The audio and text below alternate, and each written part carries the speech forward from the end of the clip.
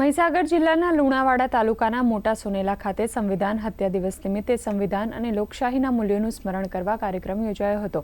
આ પ્રસંગે કટોકટીમાં જેલવાસ ભોગવનાર સ્વર્ગસ્થ રમણભાઈ જોશી પરિવારનું સન્માન કરવામાં આવ્યું। આ કાર્યક્રમમાં લુણાવાડા પ્રાંત અધિકારી, તાલુકા પંચાયત પ્રમુખ, જિલ્લા યુવા વિકાસ અધિકારી, તાલુકા વિકાસ અધિકારી સહિત મોટી સંખ્યામાં લોકો ઉપસ્થિત રહ્યા હતા। 25 જૂન 1975 દિવસ એ ભારત વર્ષની અંદર કાળા દિવસ તરીકે ઓળખાય છે। તે દિવસે કોંગ્રેસના શાસનમાં તે વખતના વડાપ્રધાન શ્રીમતી ઇન્દિરા ગાંધીએ દેશમાં પોતાની સત્તા ટકાવી રાખવા માટે કટોકટી લાદી હતી અને એમાં લોકશાહીના બધા જ વિભાગોની હત્યા કરવામાં આવી એમ કહો તો પણ ચાલે। એમાં મજૂરો, ખેડૂતોથી માંડીને, કર્મચારીઓથી માંડીને રાજકીય ક્ષેત્રના અને બધા જ લોકોને તે વખતે હેરાન કરી અને જેલોની અંદર પૂરવામાં આવ્યા હતા અને એક પ્રકારની સરમુખત્યારશાહી જેવું વાતાવરણ એ સમયમાં પેદા કરવામાં આવ્યું હતું।